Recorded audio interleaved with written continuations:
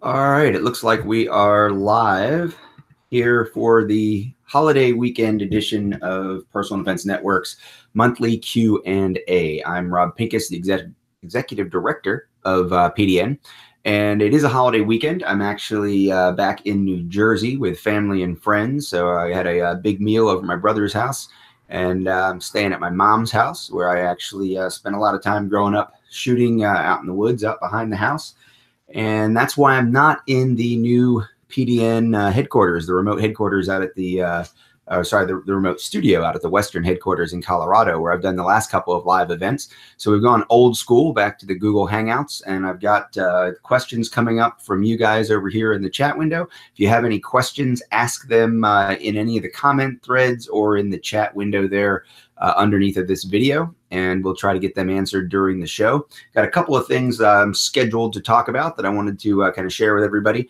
And we'll talk about a big cyber shopping weekend special that I've got for viewers only. I'm going to be giving you guys a link in a few minutes to join our newest, highest level of membership at Personal Defense Network, the Platinum membership. That's going to include some interactive distance education. We've actually taped 6 of those segments already and prepared those. We're going to launch those just after the first of the year, so that's pretty exciting.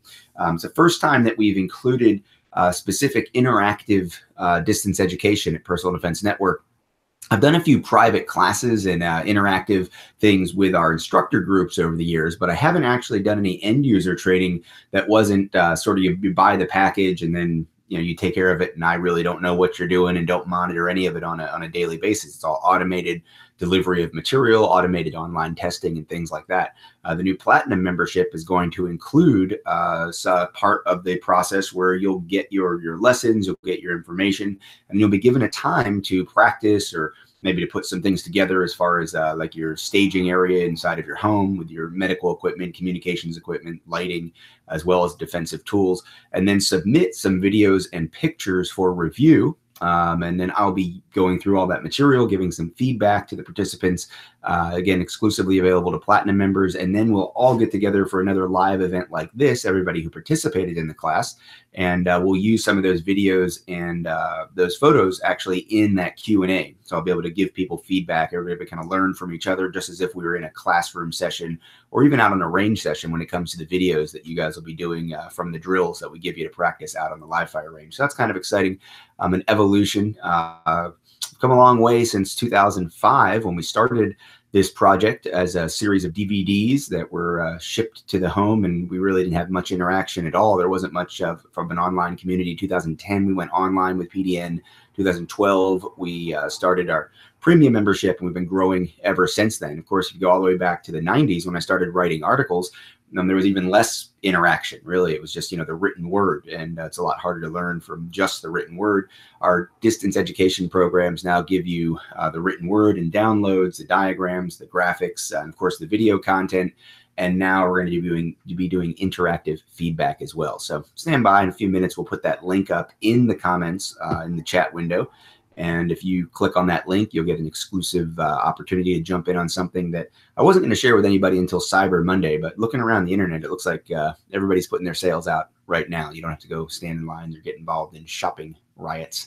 So one of the things I want to talk about, because I'm in New Jersey, anytime I come out to New Jersey or New York or Massachusetts or Europe, people always wonder, well, how could you possibly be safe without a firearm?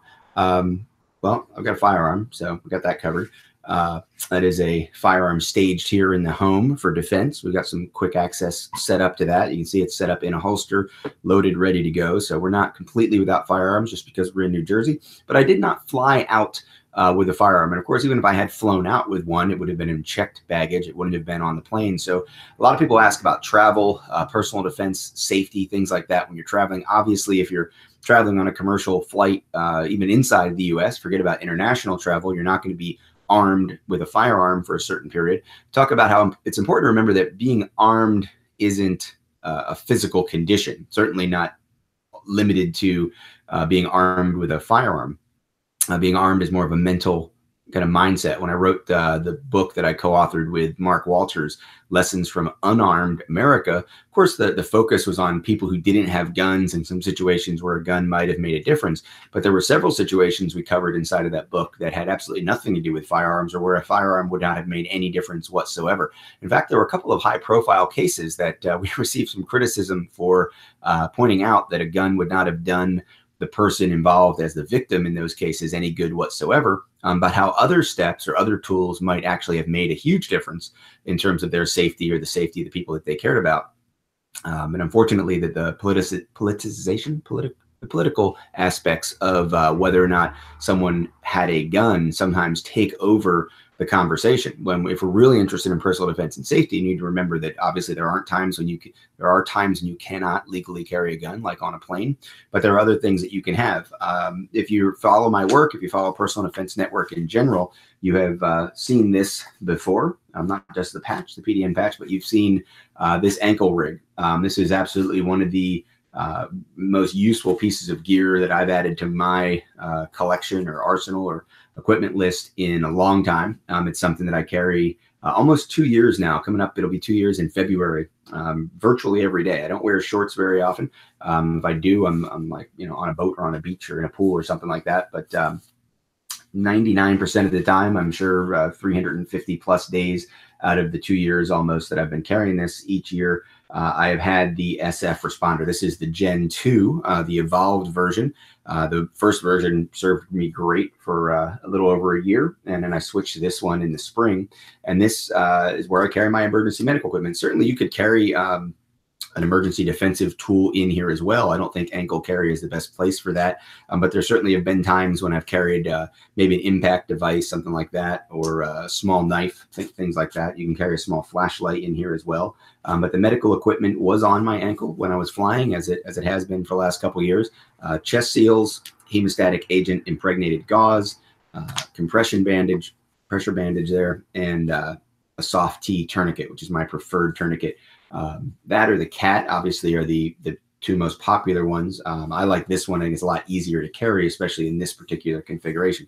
So that's kind of the primary safety personal defense tool that I had with me on the plane, and I generally do have with me on the plane. I showed you his little flashlight. I had this little flashlight in my pocket as well. I had a carry-on bag. I held this up. That's a little, I usually have some kind of a good solid pen, or a pen that can also be used as an improvised defensive tool, an impact device of some kind with me. This is one that I got from our friends over at POF at the NASGW show back in October. So I've been carrying this one around. That was in my jacket pocket, or when I handed my jacket to be hung up, I put it right here in the top compartment of this 511 bag that I carry. Also on this bag, I have another solid pen here. I've got a safety cutter there. And on this side, I have another flashlight. And this flashlight is a longer one. This is one that I carry a lot in a front pocket of my jeans, or in the back pocket or side pocket, whatever. And this is a great light. It's the Scribe from ASP, from ASP. And I also like it because it is long enough to be used as an impact device as well. And it fits very well in the front of that. And the other thing that I've got all the time in this particular pack, in this bottom pouch, is additional medical equipment is one thing. So I've got another pressure dressing, another couple of pressure dressings in here. I've also got light stick, and I've got a wedget, which can be used to block a door. Obviously, if it's like a public restroom door or something, it may not have a lock, just a swinging door. It can be used to block that if it's inward opening. It can also be used as an evacuation tool for trying to get people out of a scenario from a fire or any kind of natural disaster, or just evacuating an area in the event of some kind of mass violence. Open the door, put this inside over the hinge, and it'll hold the door open. So a few different ways to wedge a door closed or wedge a door open. And again, not a bad improvised impact device here either, with a nice sharp edge. So I've got that as well as some other stuff down there in that bottom part of that pack. If you are going to carry emergency equipment, One of the nice things about this particular pack is that it has this kind of dedicated small pocket on the bottom of the pack that I can just always have that stuff in there. I don't have to root around in the center of the pack looking through a bunch of other things. It's always in that one place. I don't put other things in that place except for emergency equipment, and it makes it easy to find. Any kind of routine that you have, it's whether you're carrying a gun. If you always carry appendix, then you're always reaching for the gun in the same place. If you sometimes carry appendix, sometimes on your hip, sometimes behind the hip, sometimes in the shoulder holster, then you've got different options. The more consistency you can have, the better. And that includes where you stage your emergency equipment, whether that's on the body, in a bag, or in your home or workplace, or in a hotel room if you're traveling and you need to have it always in one place. If you always have a quick access safe that you carry with you, for example, keep it on the left side of the bed, or keep it on the right side of the desk, keep it under the lamp, or some other way of always knowing, where did I put it? Well, you know exactly where you put it, at least conceptually based on principle, if you do put things in one place. So I said that I was going to give you guys that link if you made it this far into the show as a viewer. And I'm going to go ahead and give you that link. If you look in the chat section, you should see a note from Sam, our moderator, or coming up as PDN staff, that gives you a link to our special platinum membership. That membership is going to cost over $300 annually to take advantage of the interactive training and all the other benefits that go with it. You'll see the complete list of benefits if you follow the link. You can leave me in the background, or you can check that. We're going to leave it up for just a couple of minutes after the actual show ends. We'll leave it up for maybe 5-10 minutes afterwards. But if you want to go check that out and scroll through that page or two, you'll see the list of benefits that come with Platinum membership, and you'll see that we're offering it for $99 as part of the Cyber Shopping Magic Weekend. And with that, I will get into your questions. And Jason says he wanted to know what I think about CCW coverage like NRA Carry Guard. NRA Carry Guard is a pretty horrible deal, actually. It's a deal that pays you only if you get your charges dropped. Now, if you're acquitted or found not guilty, the charges get dropped. Then they kick in and cover your legal bills, and that's a paraphrase at best. But I don't like the idea that what you're having is a situation where you don't even really know how that's considered insurance. Frankly, if you are charged with a crime, you obviously need the money then to defend yourself, to pay for that trial. And obviously, then the NRA and the people that are underwriting that program have and I'm not even sure what's going on with the underwriting of that program. I know there's been a lot of problems caused for a number of organizations that offer insurance by the NRA when they threw their hat into that ring. Obviously, they riled up a lot of regulatory studies and a lot of problems in the state of New York, several other places, pretty high profile problems for the NRA with that. And they actually lost some of their underwriting, as have other organizations. So you really want to look at that in great detail. But obviously, if you're only getting the money back at the end of that trial, then the insurance underwriter, who've already, in this case, said that they wanted to distance themselves from the NRA and from responsible citizens that want to take advantage of that program, they're wanting to distance themselves from them. And at the same time, they actually stand to lose if you win your court case. So not my favorite program by any stretch. The programs out there that I've been affiliated with, obviously I'm very close with the United States Concealed Carry Association. I'm doing the training program with them. Their program is certainly worth looking at. I know it's going through some evolutions as well because of some of the regulatory issues. They've had some problems in New York and other issues come up. So you want to take a good look at them. CCW Safe is another one that I've endorsed and I'm a life member of.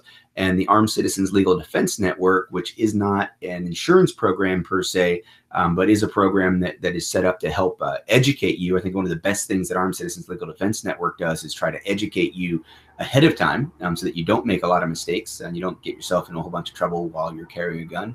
And then if you do get charged, they have a program to assist you in finding a lawyer and then help fund your defense as well. But again, that's not an insurance program per se. It's set up a little bit differently with a review board and things like that. So those three programs are definitely worth looking at. USCCA and CCW Safe and Armed Citizens Legal Defense Network.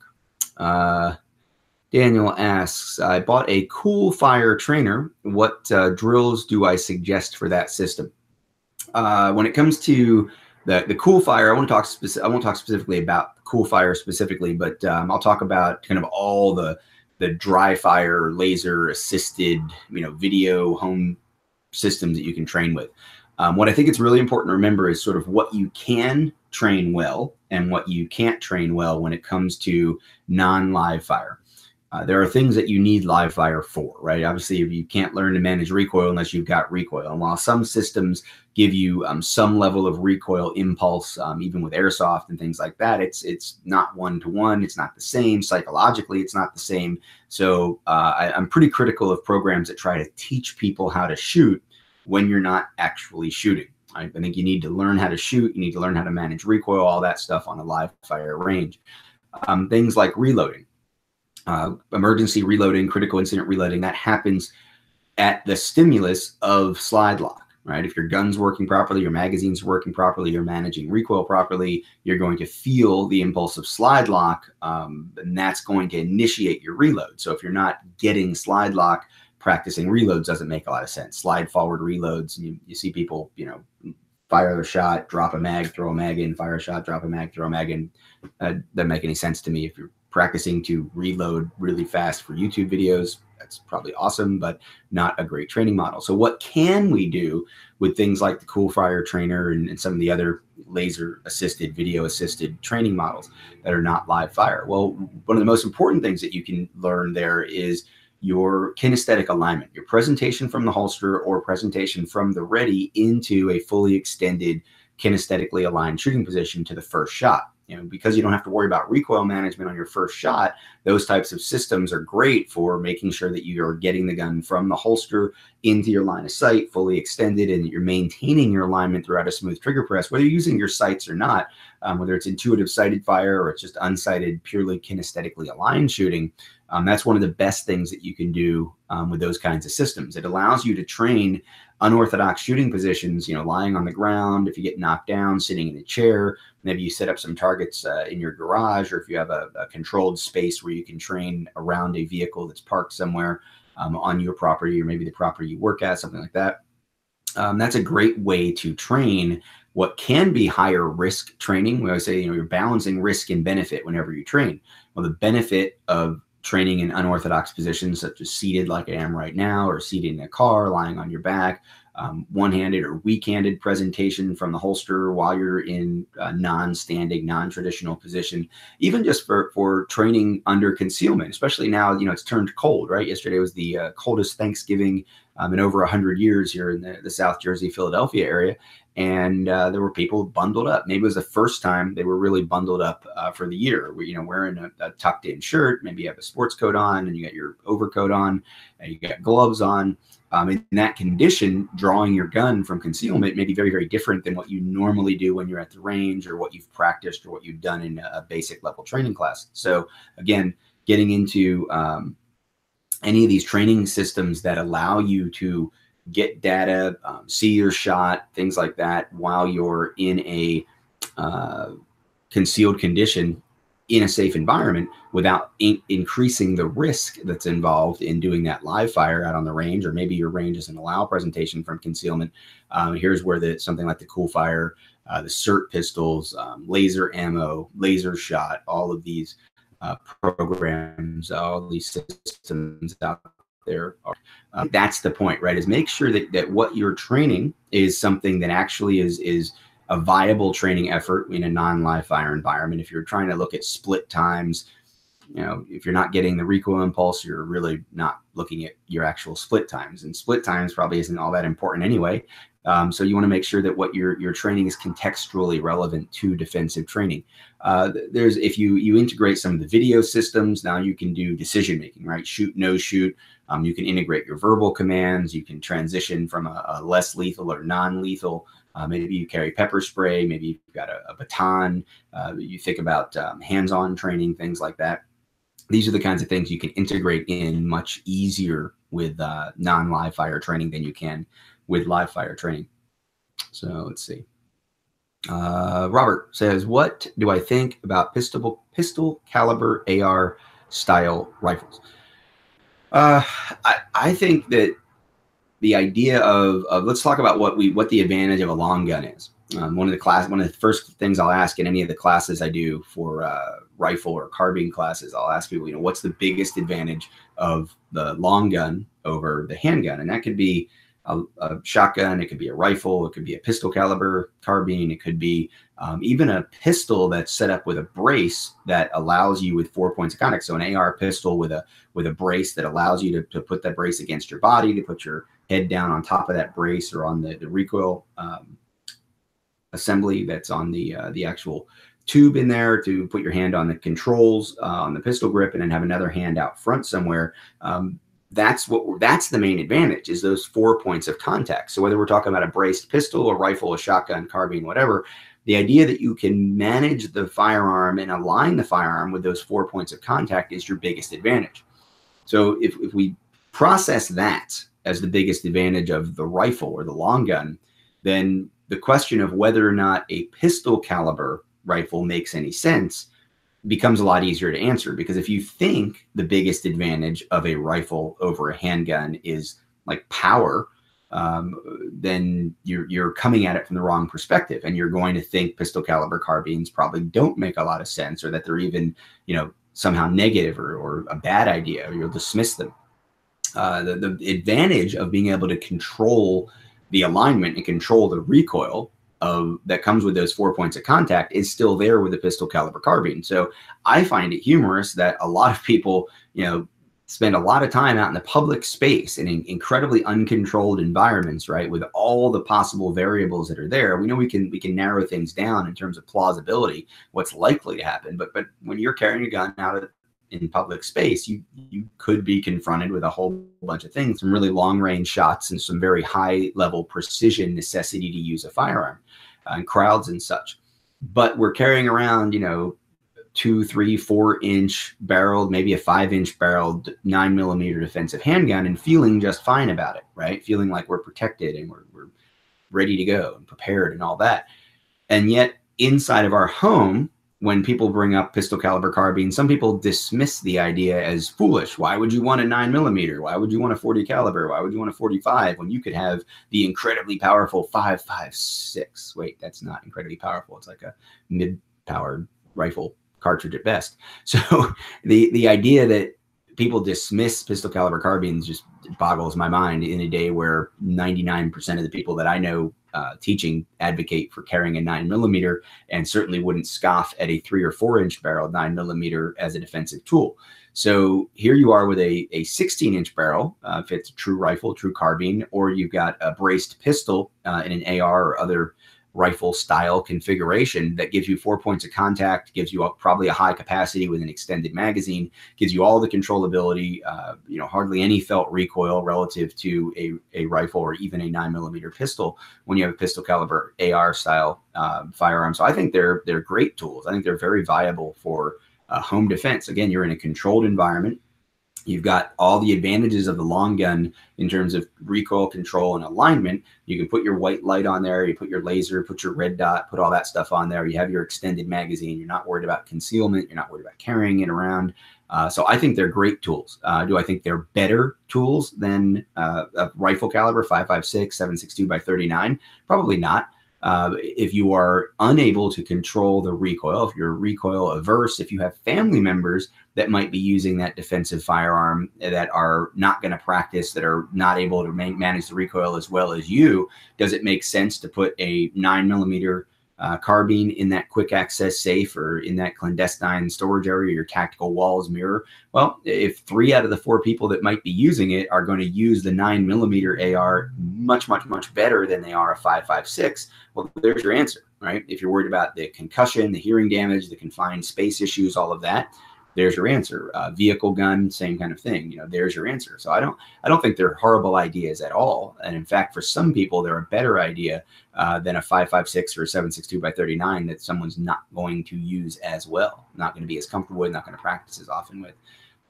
William says, it seems like every local range has training classes. What do I look for in a quality personal defense instructor?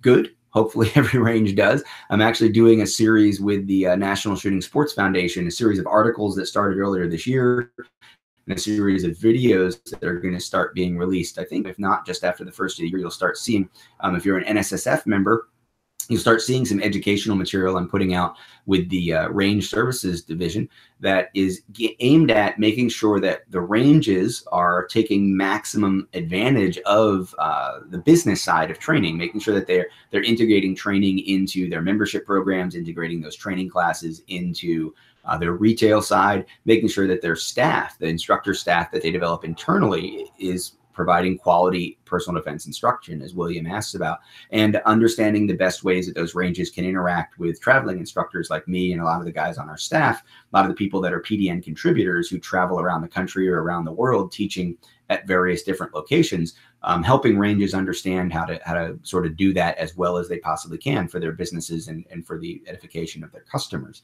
So hopefully all across the board, we aren't going to see a lot of ranges that are sponsoring or offering what would be considered unprofessional or low quality personal defense instruction. But certainly there are exceptions to that rule out there. One of the things that you're going to want to do, William, is talk to other students. You should definitely be able to find other students who will tell you about this instructor or about the curriculum that you're going through or about the range facility. Obviously, a student that is more like you is probably going to give you a more valuable piece of feedback. If you're a SWAT guy looking for SWAT training, you're probably not going to listen to the local CCW, the guy who just got his CCW permit. His report on how valuable that class was probably isn't going to mean as much to you. And the same should be true in the other direction. If you're looking for just a good quality concealed carry class to get your permit, or you've got your permit and you're looking for that follow-on practical defensive shooting course, what the local SWAT guy has to say about some course and how valuable it was for him as a SWAT guy really shouldn't matter to you very much. You want to find the guy that just got his permit and is interested in developing his armed defense skills or his personal defense shooting skills. So that's the number one thing you should do is talk to other students.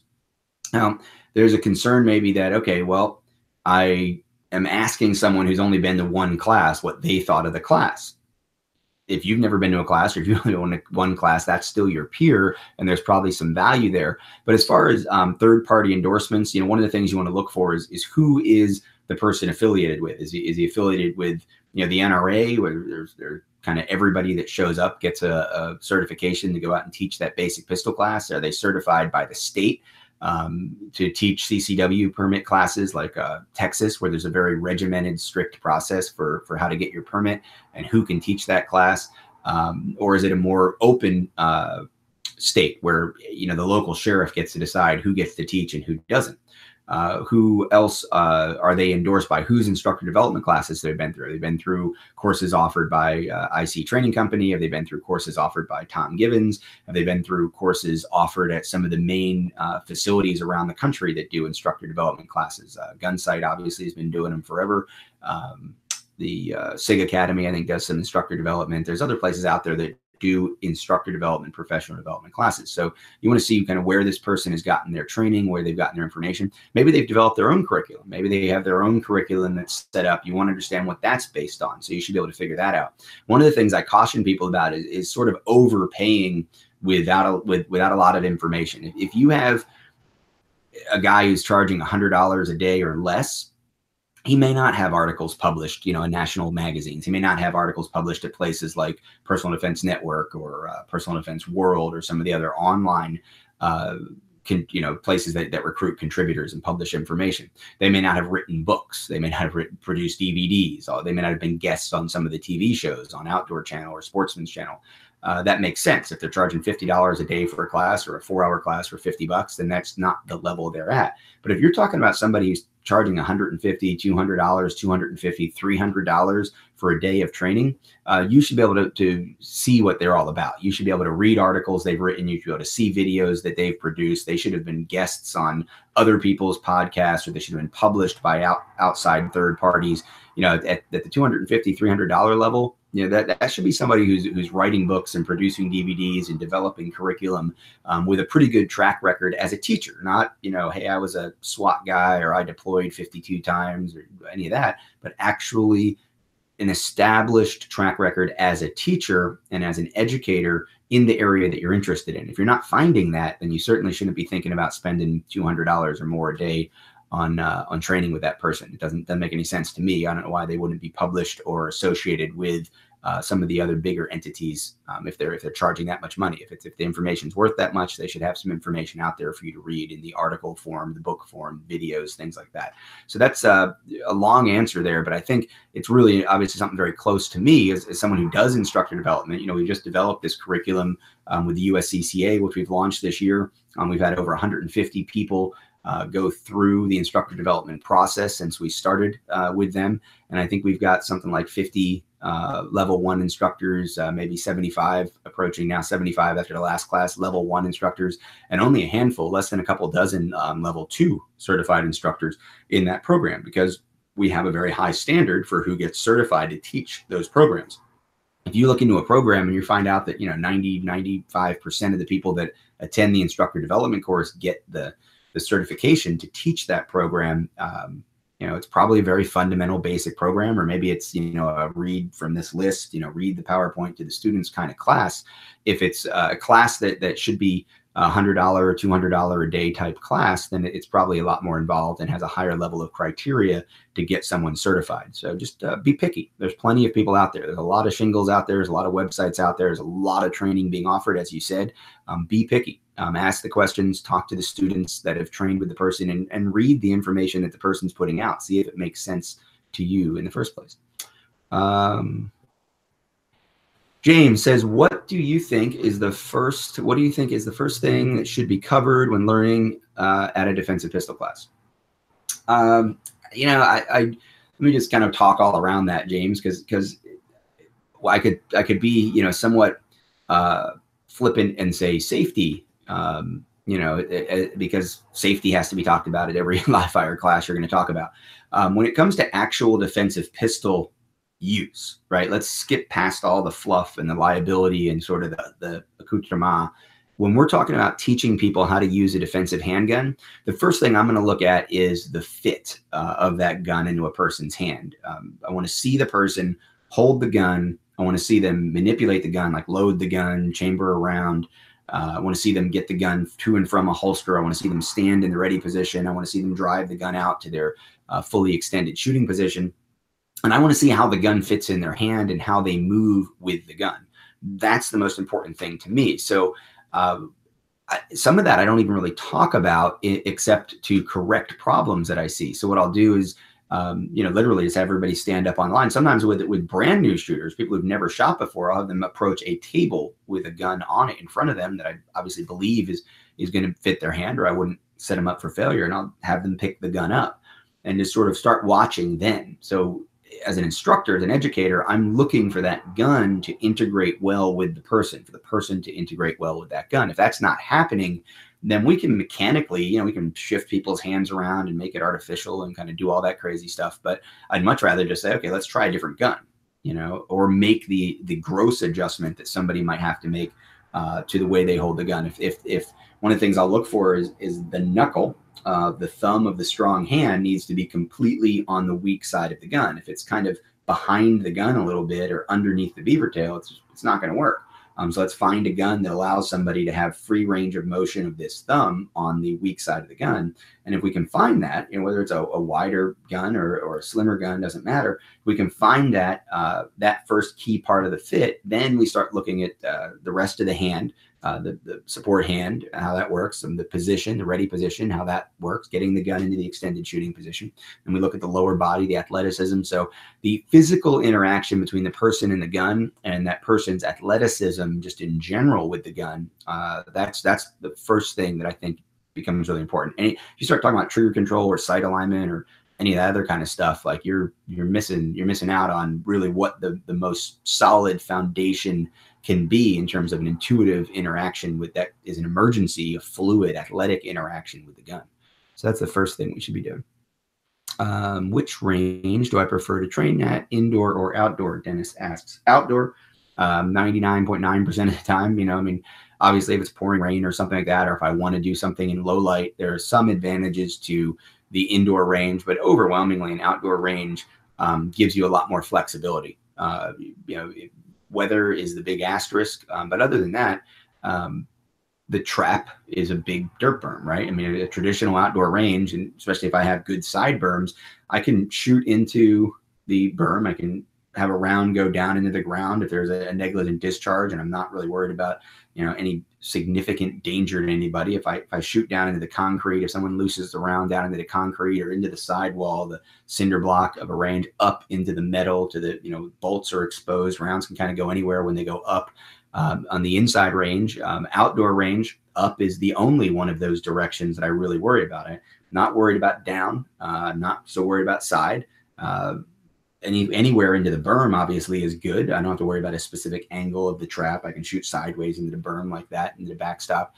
Up is the biggest danger on the outdoor range. So outdoor is where I prefer to train, but I have to accept that reality that any round that goes up off of the range is endangering everybody else, right? Like theoretically, you're pointing the gun at everyone on Earth when you point the gun up on an outdoor range. It's one of the reasons it boggles my mind that people think the outdoor range, that the gun in an upward direction is a generally safe thing to do. I think the default from an efficiency standpoint, bringing a long gun or bringing a pistol like from the holster up to your eye line, everything happens with the muzzle down. Everything can happen much more efficiently with the muzzle down. If I get someone jumps on me in close quarters, I want that muzzle pointed down into them, not pointed up over their head. It's much easier to angle the gun with my torso into their torso from that position, even if they have a hand on the gun or they're trying to affect me, than it is for me to bring the gun down. I'm not as strong. That way, no human being has as much leverage or strength bringing a muzzle down as they do bringing a muzzle up with their torso, and they're opening their hips as opposed to trying to close their hips. So muzzle down for every reason makes sense. And if you factor that part in, then the outdoor range is generally safer for the participants, certainly, and generally more flexible. So outdoor range all day long. Someone says, how do I feel about putting aftermarket triggers in defensive handguns like lighting or like lightning? Let's go with the first one. Let's go with lightning. As far as lightening your trigger, not a fan. There's no reason that the average person, unless you have some kind of physical deficiency in terms of hand strength in general, there's no reason to go below the 4 to 6 pounds that the standard modern striker fired guns generally come in at. You shouldn't need that to reach an acceptable level of skill or accuracy. Can you be more precise with a lighter, crisper trigger? Yeah. Is the potential for negligent discharge or any other problem that can happen, bypassing drop safeties, all the kind of crazy wacko stuff that can happen with aftermarket triggers, is there a justification for that in order to reach unreasonably or unnecessarily high levels of precision for the average able-bodied human being? Nope. So I'm not a fan of aftermarket triggers. Just the liability issue is not a huge one. I don't worry about somebody saying you changed your trigger and you're a murderer in court any more than, a $3 an hour lawyer is going to stand up and go, no, look, my client can shoot tighter groups, and here's 62 experts that will confirm that someone can shoot better with a crisper, lighter trigger, which is why he put it in his gun. So I don't worry about that fear-mongering, lawyer trick stuff. I really worry about the practical application of changing the internals of the gun. Thousands of classes, thousands of people on the range, dozens of classes a year for well over a decade, scores of classes a year for well over a decade all around the world. I don't see very many problems with modern striker fired gun factory triggers. If someone has a problem with the trigger, with any of the ignition system of the gun internally, it's almost always going to be related to aftermarket parts. That's just true. I think most instructors will admit that. I think all instructors know that if you have quality guns, the types of guns that we recommend, you take out for defense and you take to defensive training classes, then the problems that people are going to have, ammunition, related problems aside, and functional, human ability problems aside, the functional internal problems with the gun are caused infinitely more, or happen infinitely more with aftermarket parts than they do with factory parts. So do factory parts fail? Absolutely. Are aftermarket parts better in a marksmanship sense? Almost every time. I don't recommend you change any of the triggery stuff on your defensive gun. What do I know about Spartan armor systems? I don't think I know anything about Spartan armor systems. Oh, but thanks for reminding me. That's another thing I did have in my defensive equipment I didn't mention is a armor pad.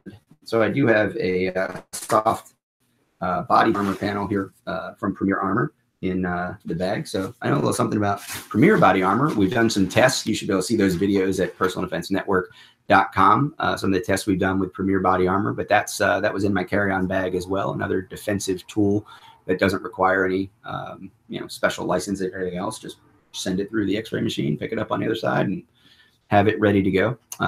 But Spartan armor systems, not ringing any bells right off the top of my head there. Whatever happened to the Association of Defensive Shooting Instructors, James? Association of Defensive Shooting Instructors is still there. It still lives there. In fact, we just released a poster. If you go to maidenlifestyle.com, I think a link on a couple of my Facebook pages for the tenets of professional defensive shooting instructors, tenets of professionalism. Those 7 tenets were really the start of ADSI a long time ago, 2012, maybe something like that. And the way ADSI started was I went out and just kind of said, hey, here's some tenets of professionalism we should abide by. And there was a huge, like, oh, that's awesome. That's great. Like, I pledge my support in Facebook comments or whatever. Okay, well, let's how about an organization designed to help, especially new instructors, with professional development and continuing education, and went out and got a bunch of guys. You can go research the history. I think ICEtraining.info. ADSI still has a website and its Facebook page, Association of Defensive Shooting Instructors. You can go look at the history. Lots of guys, lots of leaders said, yeah, we'll help out. That'll be awesome. And it just kind of really didn't go anywhere. It's everybody's super busy. Everybody's got a lot of mouths to feed in terms of content and squeaky wheels in terms of entrepreneurialness in the private sector training business. So it just kind of, what I didn't want ADSI to be was the combat focused shooting instructor club, right? We have that. It's called the Combat Focused Shooting Instructor Club.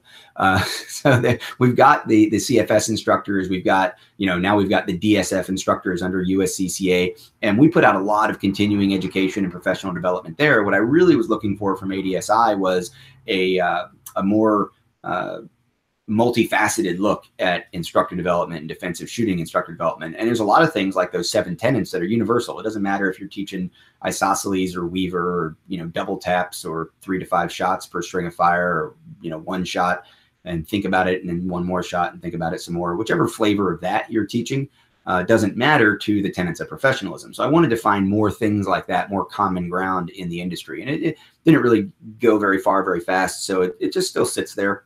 We stopped collecting membership dues after the first year for a while. And then we tried to restart it maybe 18 months later. And again, kind of just met with a lack of enthusiasm for contributing to the sort of global melting pot. Everybody has their little channels that they're contributing to, and that's great. So we just kind of leave it sit there. ADSI it's every once in a while someone will send me a message, I'm gonna ask a question about it. And I know that there's a lot of articles there and there's a lot of information that people find inspiring or useful. That's why we made the posters. People wanted to be able to put the posters with the tenets up on the wall. We used to ship those out with membership to ADSI. People would get a frameable kind of nice parchment copy of that. But without that, that was something that people missed. So those posters are now available for you to hang up in your classroom or your home office or at the range or wherever you want those. So you can find those through my personal Facebook or over at maidenlifestyle.com. The same people that are doing our With Rights Come Responsibilities t-shirt, which is a cool shirt. I don't have one on right now. I probably could have worn it. But the Rights and Responsibilities shirt is the one with medical security knowledge and practice, more than just the gun. And they also do the Protect What You Love shirt. And we're going to be launching another shirt just in time for Christmas pretty soon. So keep an eye on the Rob Pincus store over at Made in Lifestyle. And reminder, we've got about 15 minutes left in the show.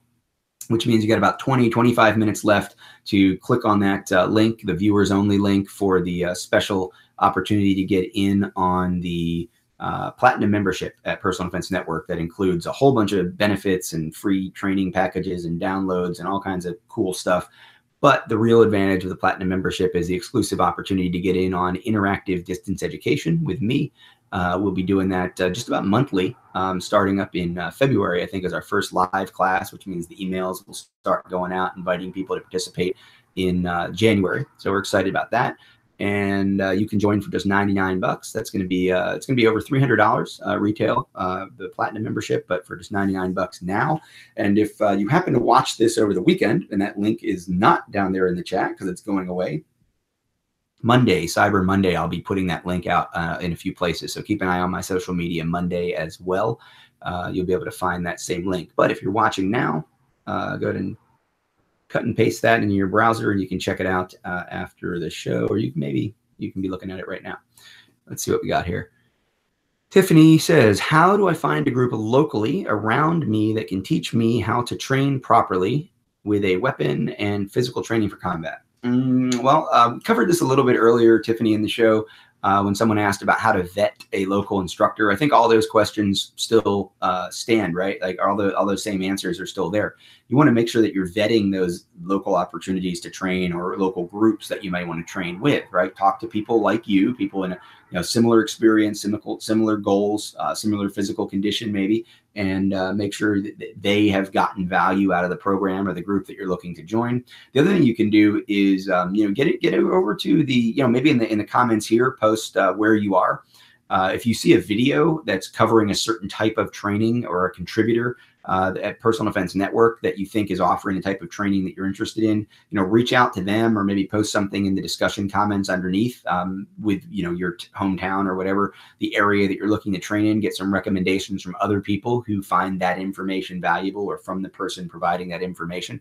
I know that the ICE training discussion group on Facebook, if you go to ICE training in the discussion groups, and you'll see an open forum there that we have about, I don't know, 3,500.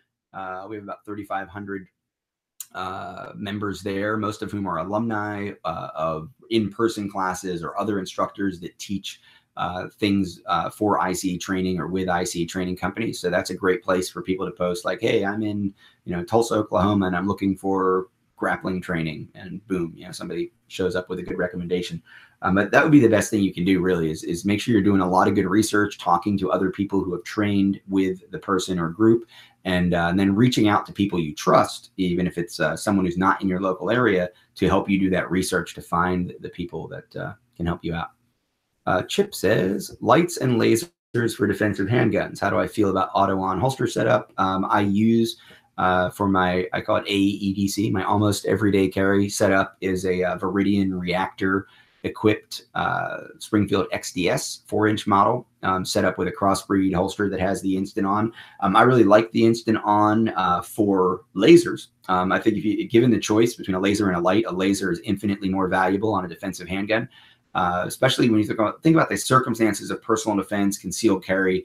If you're coming right out of the holster and going to a shot, you've identified the threat, right? If you're not coming right out of the holster and going to a shot, maybe you shouldn't even be coming out of the holster in a concealed carry sense. So I like that handheld light, right? I showed that earlier, the idea of the handheld light, maybe hand staged on the gun or the gun up in the high compressed ready position, using your light to find and identify the threat, and then the gun to engage the threat.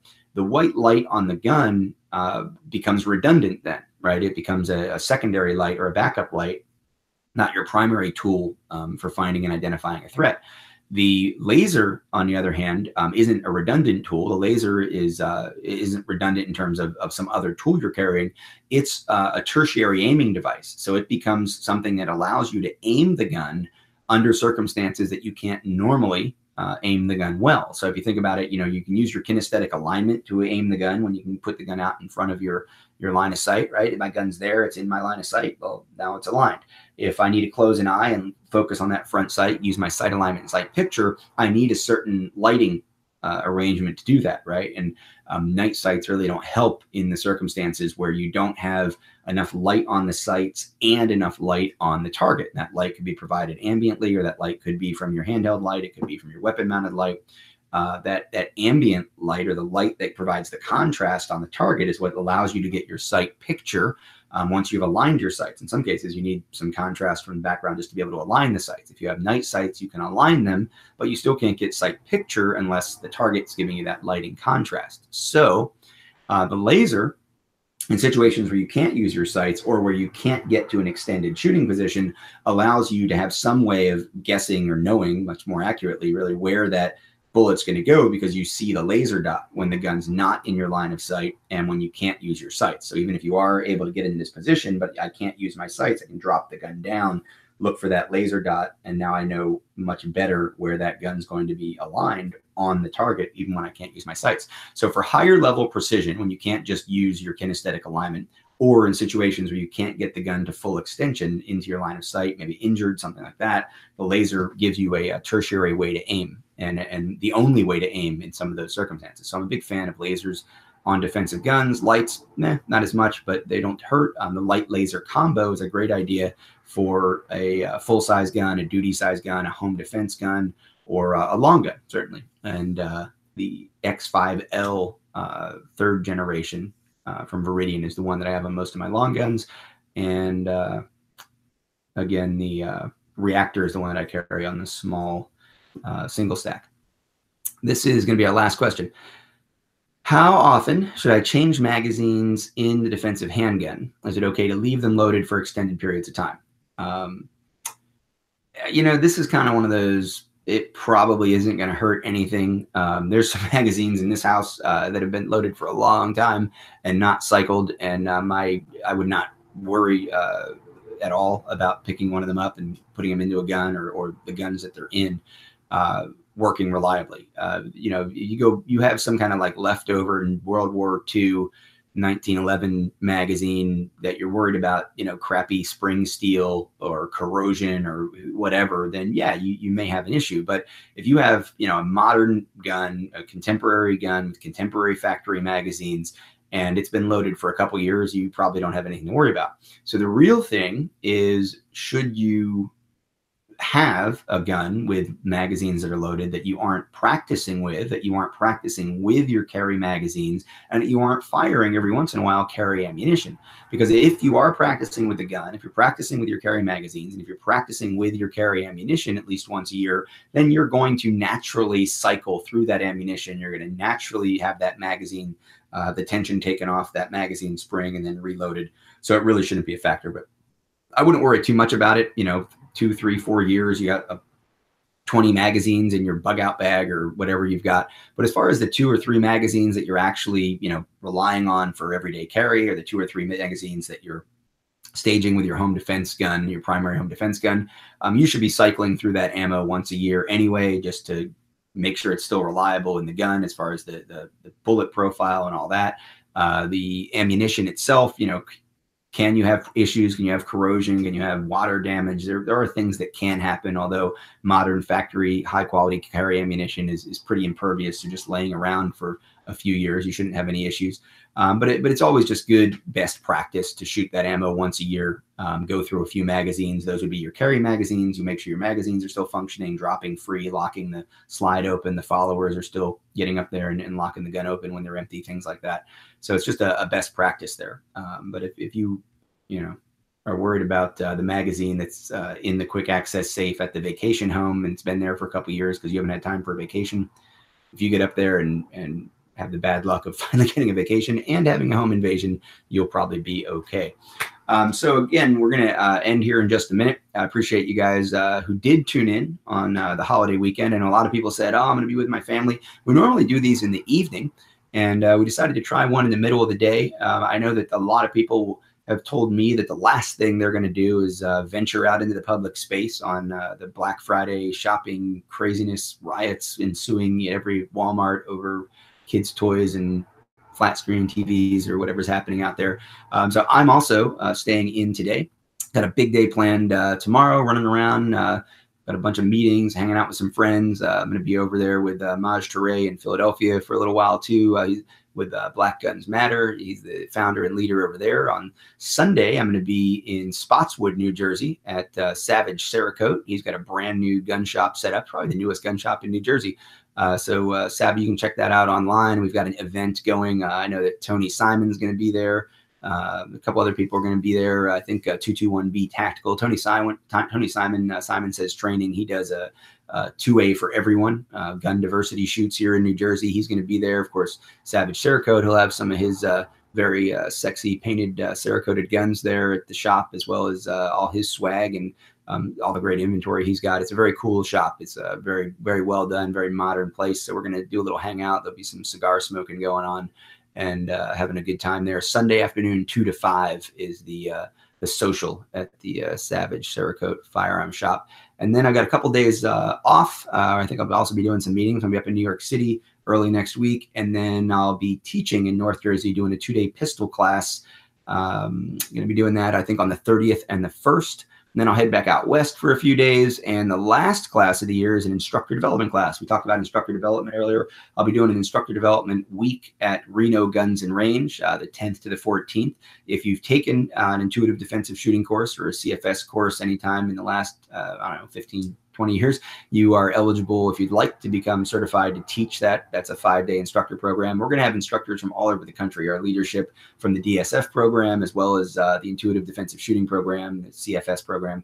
We're going to have a whole bunch of people out there in Reno helping me teach that course. It's going to be a little mini training instructor convention. So that's kind of cool. A little conference we're going to have going on.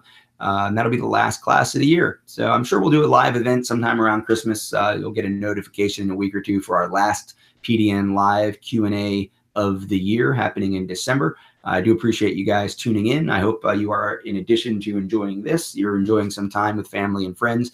As I said yesterday to everybody on social media, I really appreciate everybody who supports the work that I do, who challenges the work that I do, and of course, all the people that collaborate with me and with Personal Defense Network. So keep the comments, questions coming, the shares, the reposts. Make sure that you're taking care of the people that you care about the most during this holiday season by helping them get educated. You can share any of the free videos, hundreds of them, at personaldefensenetwork.com. Check us out on social media. Of course, we've got the YouTube for PDN, we've got Twitter, we've got Instagram, we've got all that. And I've got all of my personal pages where we put out a lot of information as well. And I mentioned the ICE training discussion group if you want to get even more interactive with some of the people that have actually trained with us on the ranges. So thanks. Happy holiday weekend. Happy Thanksgiving. Thanks very much to you. And of course, to the PDN staff, everybody that makes all of this possible, whether it's the platinum memberships, the interactive classes, Sam that helps out here with these live events, everybody else back at the home office in Minneapolis. Thanks.